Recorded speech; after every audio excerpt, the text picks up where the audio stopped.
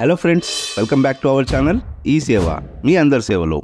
Ration card లేనివారు రాజీవ్ యువ వికాస పథకానికి ఎలా దరఖాస్తు చేసుకోవాలి అండ్ రేషన్ కార్డు ఉండి ఇన్కమ్ సర్టిఫికేట్ లేనివారు, అలాగే ఓసీ కేటగిరీకి చెందినవారు లేదా 2 లక్షలకు మించి ఇన్కమ్ ఉన్నవారు ఈ రాజీవ్ యువ వికాస పథకానికి ఎలా దరఖాస్తు చేసుకోవాలి అనే విషయం గురించి మనం చెప్పుకోబోతున్నాం.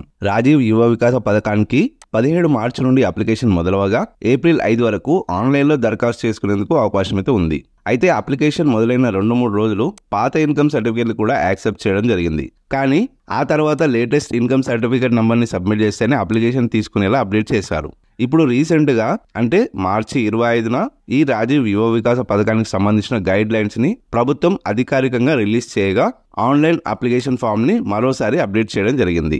సో ఈ అప్డేట్ తర్వాత ఈ గైడ్ లైన్స్ ప్రకారం ఎకనామికలీ బ్యాక్వర్డ్ క్లాసెస్ వారికి, తెలంగాణలో రేషన్ కార్డ్ లేని వారికి కూడా రాజీవ్ యువ వికాస పథకానికి దరఖాస్తు చేసుకునే అవకాశం దక్కింది. అయితే రేషన్ కార్డ్ లేని వారు యువ వికాస పథకానికి దరఖాస్తు చేసుకునేందుకు 2 రకాల ఆప్షన్స్ అయితే ఉన్నాయి. అందులో మొదటిది రేషన్ కార్డుకి బదులు లేటెస్ట్ ఇన్కమ్ సర్టిఫికేట్ ని సబ్మిట్ చేయడం ద్వారా అప్లికేషన్ చేసుకోవచ్చు. అంటే రేషన్ కార్డ్ లేని ప్రతి ఒక్క లబ్ధిదారుడు అప్లికేషన్ టైంలో తమ ఆధార్ నంబర్ని ఎంటర్ చేసి స్కీమ్ ని ఎంచుకున్న తర్వాత డీటెయిల్స్ అన్ని మెన్షన్ చేశాక క్యాస్ట్ సర్టిఫికేట్ మరియు ఇన్కమ్ సర్టిఫికేట్ నంబర్స్ ని ఎంటర్ చేయాల్సి ఉంటుంది.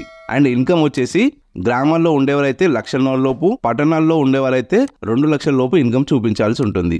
ఒకవేళ ఇన్కమ్ సర్టిఫికేట్లలో 2 లక్షలకు మించి ఇన్కమ్ ఉంటే అప్పుడు వారు ఈబీసీ అంటే ఎకనామికల్లీ బ్యాక్వర్డ్ క్లాసెస్ కోటాలో దరఖాస్తు చేసుకోవాల్సి ఉంటుంది. అండ్ రాజీవ్ యువ వికాస పథకంలో కొత్తగా వచ్చిన అప్డేట్ లో భాగంగా రేషన్ కార్డ్ ఉన్నవారికి ఇన్కమ్ సర్టిఫికేట్ సబ్మిట్ చేయాల్సిన అవసరం అయితే లేదు. Just caste certificate number mention చేసి మిగతా డీటెయిల్స్ ఫిల్ చేసి సబ్మిట్ చేస్తే సరిపోతుంది. దీని ద్వారా రేషన్ కార్డు ఉన్నవారు ఇన్కమ్ సర్టిఫికేట్ల కోసం మీ సేవలు మరియు ఎంఆర్ఓ ఆఫీసుల చుట్టూ తిరగాల్సిన పని తప్పినట్టే. ఇక ఓసీ కేటగిరీ వారు ఈడబ్ల్యూఎస్ కోటాలో లేదా ఈబీసీ కోటాలో ఈ రాజీవ్ యువ వికాస పథకానికి ఆన్లైన్ లో దరఖాస్తు చేసుకోవచ్చు. ఇందుకోసం కొత్తగా ఈబీసీ కేటగిరీని కూడా కార్పొరేషన్ లో యాడ్ చేయడం జరిగింది. అయితే ఈ రాజీవ్ యువ వికాస పథకానికి ఆన్లైన్ లో అప్లికేషన్ ఎలా చేసుకోవాలి అనే విషయం గురించి మన ఛానల్లో ఆల్రెడీ ఒక వీడియో అయితే చేయడం జరిగింది. సో అప్లికేషన్ ప్రాసెస్ తెలుసుకోవాలనుకుంటే వారు ఆ వీడియోని చూడొచ్చు. వీడియో లింక్ ని డిస్క్రిప్షన్ లో ఇస్తాను. అండ్ రాజీవ్ యువ వికాస పథకానికి దరఖాస్తు చేసుకునేందుకు లబ్ధిదారు యొక్క వయసు 21 నుండి 55 సంవత్సరాల లోపు ఉండాలి.